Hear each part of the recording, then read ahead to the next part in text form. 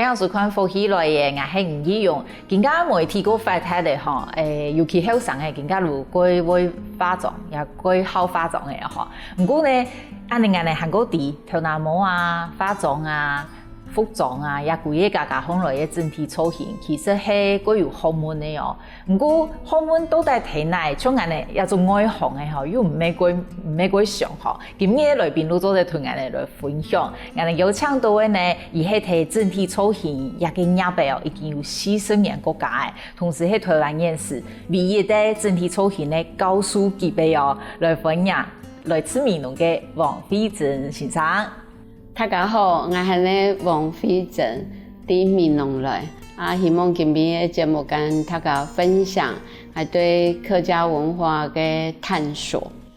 分享先生來到我哋咧節目，先生係美濃台嘅，係韓式攏喺美濃，對，都台啦，都各種朋友個後人出去學手藝。那我有一個機緣想講，我要來學一個美容方面呢，一個技術咯。其實很特別，我媽媽，第一次她就問我說：啊，你不升學，那你總要學個手藝吧？唔家下路想講冇一個技術圖，就不想念書咯。對，媽媽就送我去學做商鋪啊。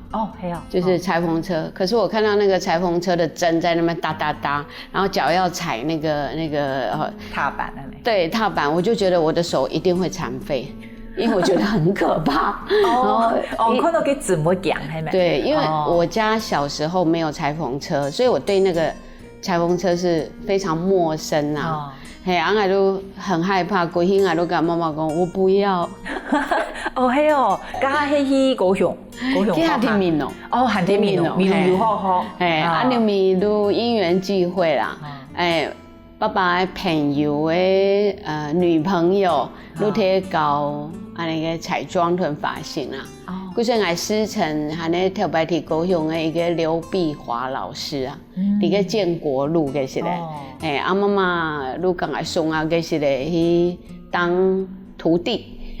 對。你係從學時的安尼學下？係啊，特別都師徒制啊。40年前學化妝。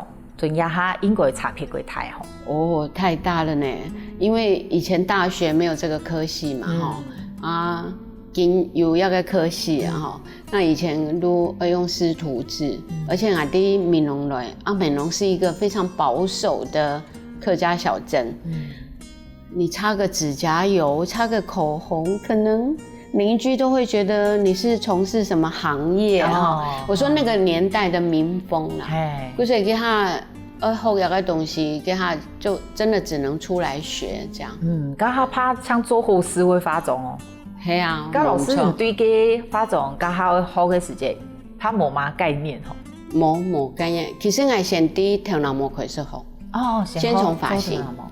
對，那髮型學了一陣子以後，就是要去美容院實習嘛。那個時候就真的非常痛苦的開始。有沒痛苦？因為剛剛主持人有講40年前，大家應該都知道我年齡了。沒關係，看起來年輕最重要。對，就是那個年代過有錢人演醫生娘，或者是你重要的那個聚會，讓我去做頭腦膜賣。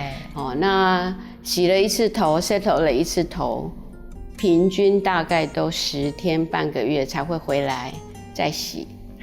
所以他那一顆洗完的漂亮的頭，他要動2個禮拜以上。對，當年真的是這樣。所以我說痛苦的開始就是說，因為那個時候要上很多膠水，所以如果他頭皮癢，他是拿尖尾梳插進頭裡這樣磨。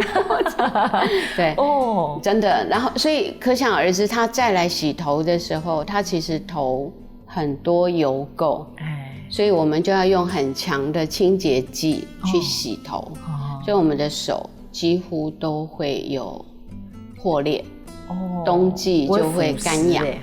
對，因為洗髮劑不好嘛，那可能也那個時候就是要這麼長的時間才洗一次頭，但是清潔力要比較強，所以那個時候就覺得我為什麼要這麼辛苦？可是呢，因为前面有一个不好的例子，就是妈妈送我去学裁缝，我又说不要。那对我个性归强啊，个性很强，我就觉得我好像不能再违背了，然后父母不晓得会怎么看我这样，所以就咬紧牙根。对，那个时候上班大概16到18个小时。因为师徒制嘛，所以你要比老板娘早起床，然后可能要准备早餐，可是白天你又要洗毛巾，然后要洗头，对，那应该基本上他不会教你太多东西，因为他希望你在这边就是助理的工作做好，都会囤给到杂事做，对啊，收听奶、洗毛巾，刚刚安尼因做导演会讲哎，如何打杂听听啊？会。自己觉得自己很可怜，然后每天哭，可是我就不敢回家哭，然后打电话，我每次打电话报平安，我到现在我一讲这件事，我整个鼻子就是酸的，对，那就会觉得说我的人生为什么一开始会是这样？哇，辛苦到这样呢？对，因为就是没想到是这样的环境啊，可是还好就是自己。能够客家人有一种硬刚精神，硬吼对，就是觉得说不行，我一定要挺过去，要不然我怎么回去见我父母这样。几种你的过一久？大概有3年。那我真的觉得也很庆幸，刘老师也没有放弃我，妈妈更没有放弃我。对，所谓的放弃呢，他们应该知道我很苦，可是我又自己没有讲出来。那妈妈就一直的在旁边鼓励我了。她说：“你发型应该要先学好，因为她有感觉到说发型要自己做很难，化妆你稍微有粉涂一下、口红涂一下就可以出门了。”妈妈都有概念呢。对，她就说头发白了要染啊，长了要剪啊，直了要烫啊。所以头发这件事的消费的那个循环是高的，所以他就陪着我，鼓励了我。我觉得大概至少有2年，然后让我开窍。对，那开窍我就知道说我那个苦过了之后，我就要学设计了。因为以前的师徒制就是你一定要熬过可能3年5年的助理，老师才会教你下一步。对，那我的下一步是因为有刘老师嘛，因为他开补习班，那我就进补习班当助教，再学设计这样。刚刚给3年有想过，应该就是挣扎我很想放弃，可是又没办法，很挣扎。那这个又会说到我过往的家庭背景啦，因为爸爸以前在美浓是一个很知名的代书。其实他的收入是非常丰厚的，但是因为他心地太软了，就盖了很多保证人的章，所以我们家就是财产有一度就是完全就是垮了。那妈妈就去申请了瓦斯行，那瓦斯行就是很劳作，很劳力的工作嘛。那我的假日都会在家里帮忙灌瓦斯。甚而清晨我是送瓦斯的，我曾经骑山羊野狼，山羊野狼，你可以送瓦斯？一个这么小的小孩载瓦斯，因为妈妈有一次送瓦斯的时候车祸，那我就立志我要能做这件事去替代妈妈。对，所以后来我就自己非常明确的知道。我身高才152，我体重40几公斤，我怎么去做这种劳力的工作？我就发誓以后我一定要把技术学好，我要靠一技之长，因为我确定我不再去考大学，那个是我非常确定的，所以我就觉得我应该替自己负责，所以还好有这几种原因之下促使我就是去继续走完这一趟。还有人如何真的按你谈，迄轮就是真的要经过去的对，如何无论用呢，俺如何行，俺行一条路的。你咪路欣赏路高你几岁的？路进阶了。对，进阶到老师就请我当他的教师，帮忙教了。小帮手到助教啦。哦，对，花了多久呢？大概也有6、7年呐。哦，当时的6、7年算非常快哦。哇塞！对，那6、7年之后，我就开始在思考说，我是不是要自己独当一面了？对，那6、7年真的非常感谢刘老师的带领跟就是教导。对，你家风落会10年。对，对我离开高雄的时候已经30岁了。那离开高雄，因为结婚啦，就上台北这样。对。你刚刚如果好做头那么，韩国发种。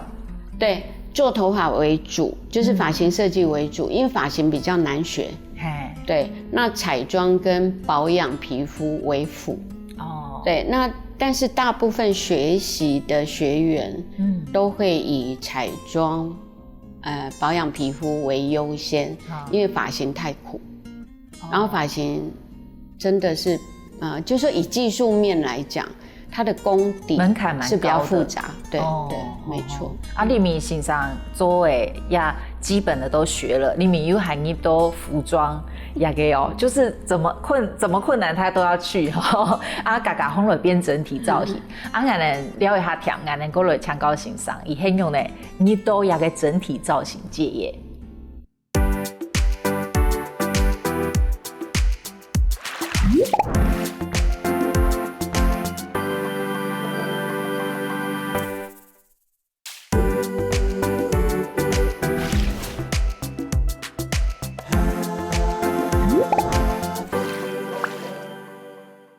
非常多种来呼起来嘅现场，我们今日有请到的是整体造型的专家，韩国教授王惠珍先生。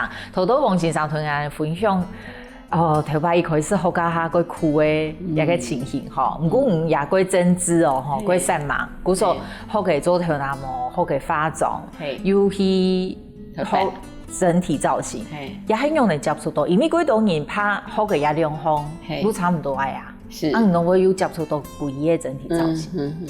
因为补习班搞嘅哈，就是老师都会有美容的学生，彩妆的学生跟发型的学生。那当然，如果以效益来讲，为化妆、为发型，你的老师也会比较好用你。我自己是这么想啊，也的确是。那个时候我都感觉讲，这两个东西为什么一定要分开学？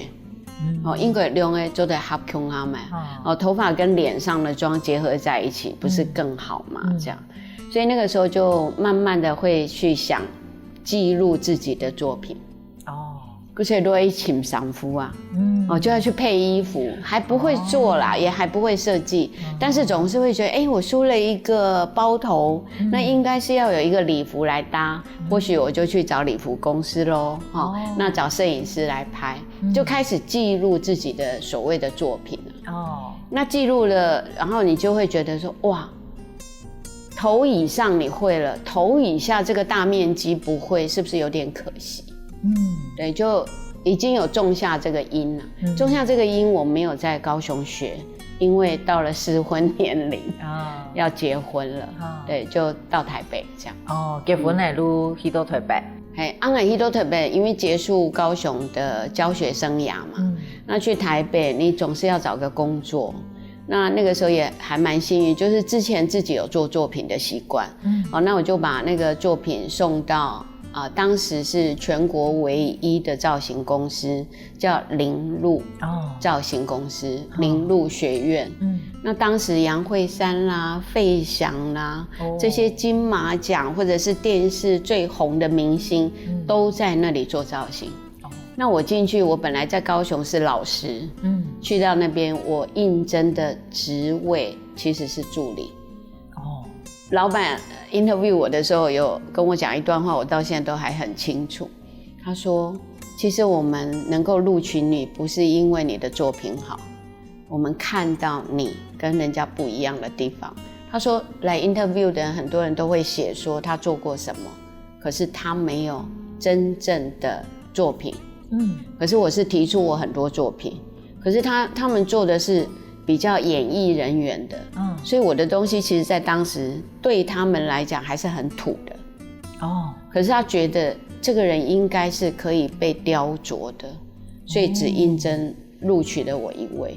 那我进去也是助理，他问我愿不愿意，我说我愿意。哇，你嘅想法如果冇強用，伊能看到嘅一點嘅啊，古總呢批有很震撼教育嗎？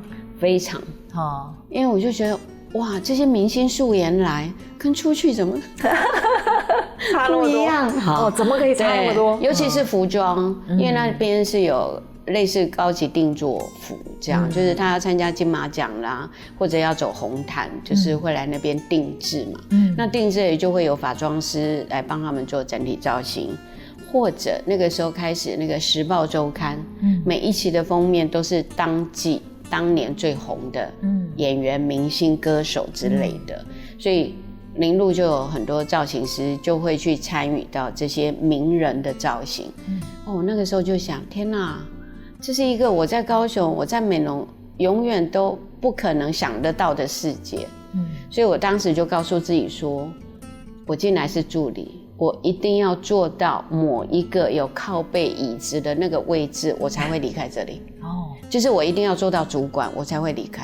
對，你皮干哈路我進去就下定這個決心，因為我請到一家公司很棒，可以雕琢你，可以知道你的潛力，而且把你放在這麼低的位置，如果你願意，我覺得我是有位置往上，因為我已經在最低了嘛。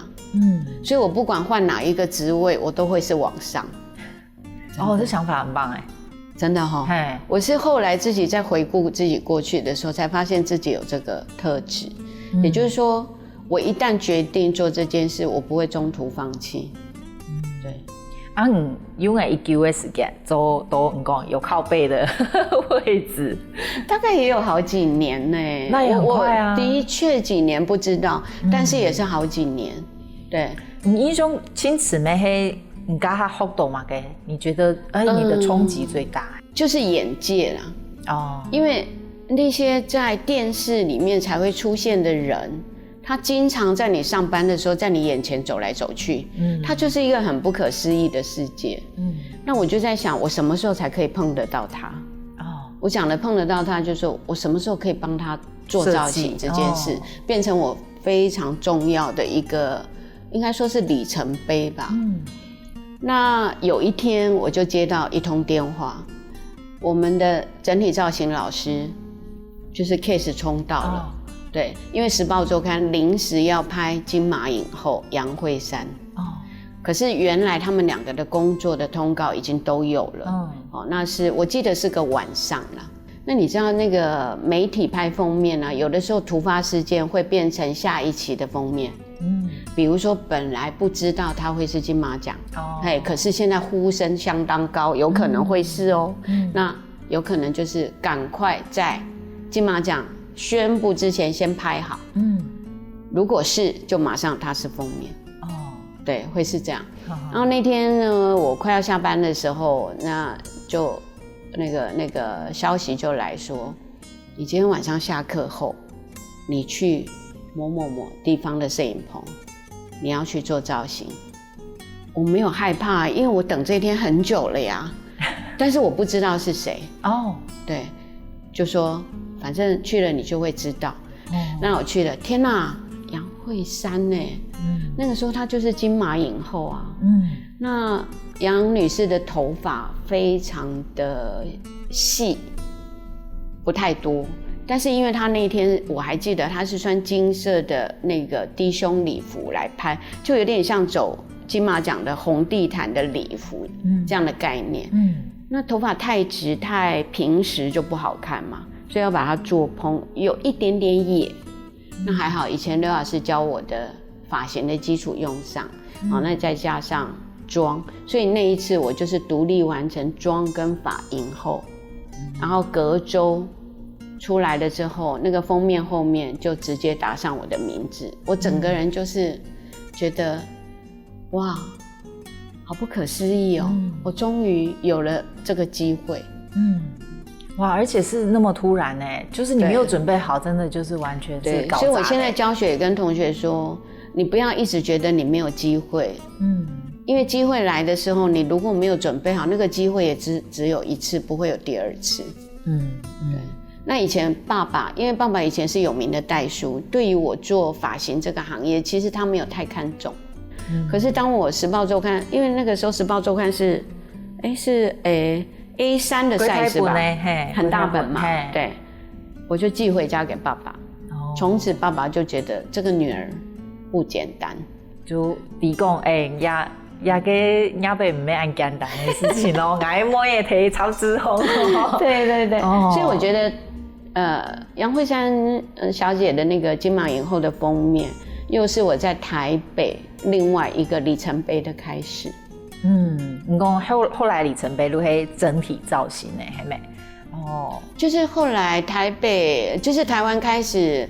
那个 MTV MV 非常杰出，就是台湾的影像真的早期我们都是领导着港澳啦、马来西亚、东南亚，甚至凌驾日本，就是我们的 MV 拍摄，所以那个时候我就开始去接触到，还有另外一种叫伴唱带。对，有没有？家里都有卡拉 OK， 都会有山水明媚的地方，有模特儿在那边走来走去。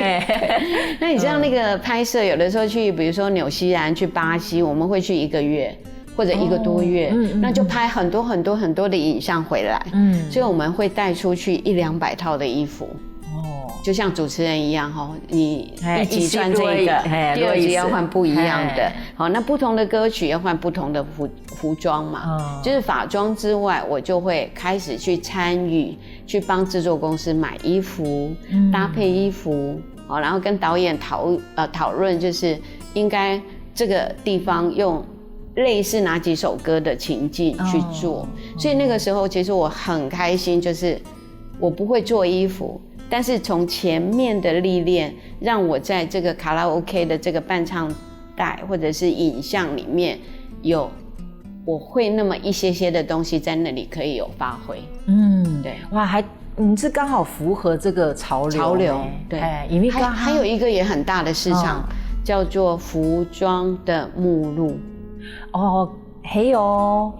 不像现在，刚刚名录还冇安排，他给卡得落谷歌重要呢。拢买冇买，我一买商务都看商务买。但是那个时候因为影像的发达，然后呢，外国模特儿进来台湾发展的那个时候是如火如荼，所以几乎每一家服装公司都会请外国模特儿拍照，所以那个时候我又接触到外国模特儿，就开始练语文。因为他不会讲中文，那就那个时候我还记得很多摄影师跟我一样，就是也不见得是念大学啦，也不见得是外文很好，可是我因为前面自己也努力了一点，也去上那个英文课啊什么，所以很多摄影师就会指定我说叫 Alice 来。他会讲英文，他就帮我沟通就好了。然后我都会开玩笑说，摄影师你不要折腾我，我讲完半个小时以后我都没话可以讲，因为我会的都讲完了。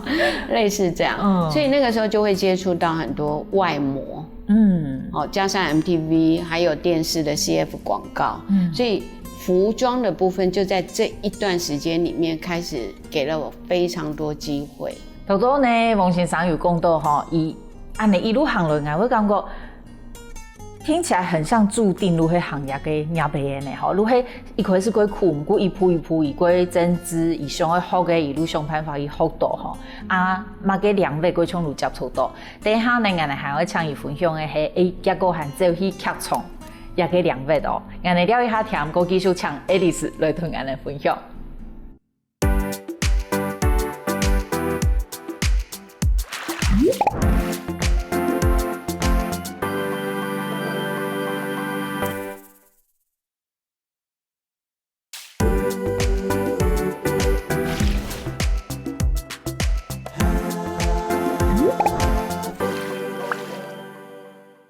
分享到將來福喜來嘅現場，我哋今日有請到係整體造型嘅大師王惠珍先生，伊頭都同我哋分享嘅一路行來嚇。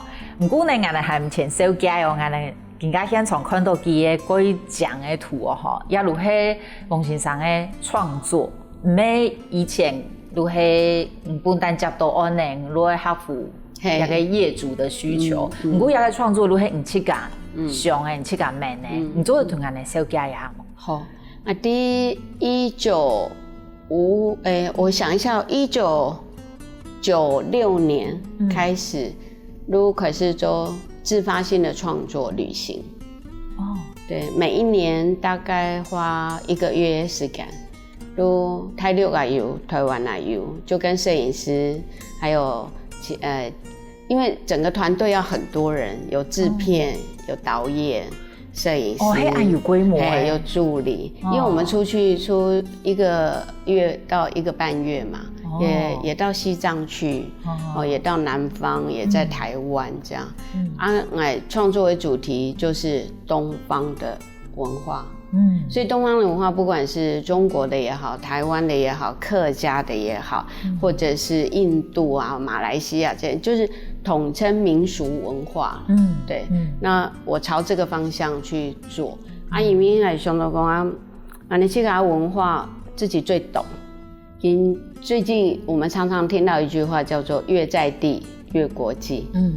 估计也应验了，就是过去20年来做创作跟旅程的探索了。所以在这里面也有提供了一些，就是有送到欧洲去展览的作品。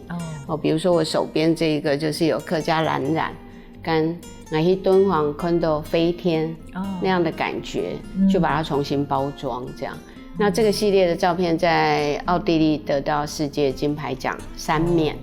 对，3面金牌奖就是系列作品了。那我也融入了很多客家的，除了蓝染之外，还有我记得小时候看阿嬷早上起来头上都会围一个，怕什么受风寒，让他感冒，也要围一条跟那个头巾啊，上面就会有绣一些图腾、花朵、鸟，就是吉祥图案对，那我就把它改变成现代的我们所谓的头饰对，就会给什么头拿红带给。它飞舞的那一个纱就用蓝染，也是妈妈教我的。我在美浓的娘家去把它染成这个颜色。对。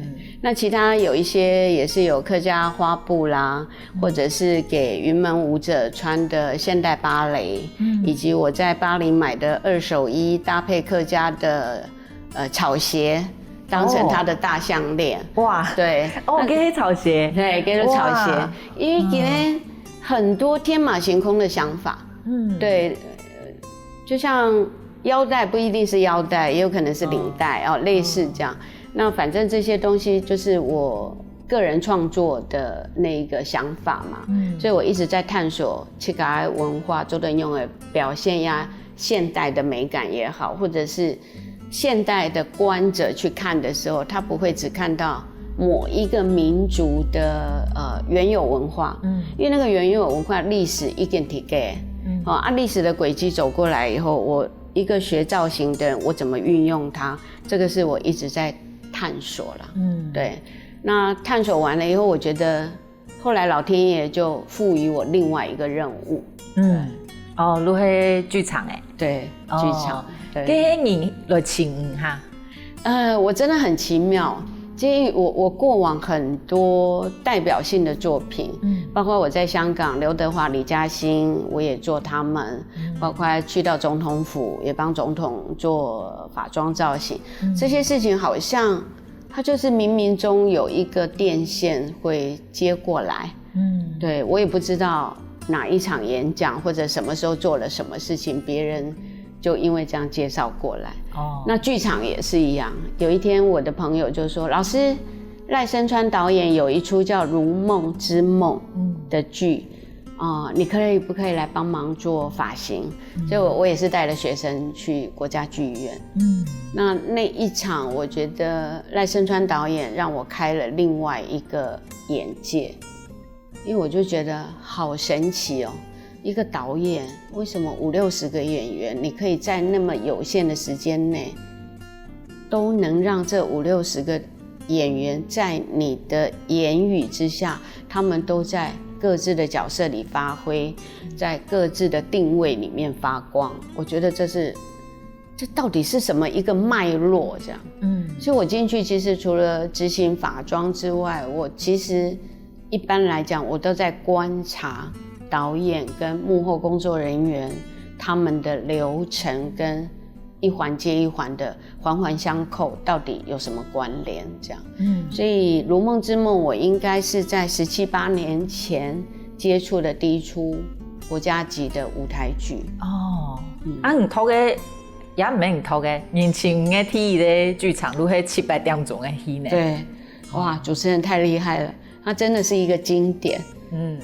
一出剧演7、8个小时，那个时候那个大女主角还是卢燕阿姨呢。那个时候她已经80岁了。也对你们迄压力过大的工作。压力过大，但是我被震撼到，就是说这么长的剧，导演为什么都知道哪一个演员的口气差那么一点点该怎么改？你为什么走位你好像差0点几公分，那里会更漂亮？就是那个灯光、音乐，所有的东西在同时下的时候，为什么他脑袋里的那一个脉络都还这么的清晰？所以我就觉得，我未来的学习应该就在剧场了。对。不过其实吼，如迄唔系抢做起家哦，唔会一款也个导演，唔会一款个纵观全局的你提做嘛哦。因为我觉得我是一个法妆造型师，我进去做法妆，那本来就应该我要的。本来就应该我需要表现到某一种程度的，可是其他我不会，那不是它就是活生生的在让你看见。那你为什么不学呢？就算穿某马钱，玫瑰剧场是不能对剧场，大家都知道说它就是一个历练自己的地方。如果你要当商业，就会太痛苦。所以我的学生或者是我的朋友，如果说，老师，我好想跟你进剧场，我说那你要清楚哦，你不要用你几个小时要收入多少钱但是那里能量超大，你愿意，我非常愿意陪你。但是你如果计较钱，那我会建议你要往自己商业的方向去赚钱。我相信更加有几多的后生诶，伊能对一个整体造型、一个量位，其实係個有興趣嘅。你睇到一個後生嘅個時節，我搞本人嘅嘛嘅，除了技術以外，你感覺你青春師嘅係嘛嘅？我感覺就是敬業啦，就是態度。因為本來學生來的時候，他不會是應該的，但是他如果態度是對，每一個人都想教你，老師更希望把所有會的都告訴你。可是如果你態度不對，其實我們想進去也進不了，因為他門關起來。那我因為在實踐大學時尚系教課嘛，那我們主要也是教設計。對，那設計的領域其實規範啦，也不是只有彩妝跟髮型，還有媒傳影像，還有平面設計，其實都是在學美感。對，美感通了，其實技術是簡單的，因為技術就是你練一遍不會，再修正，第二遍、第三遍就會。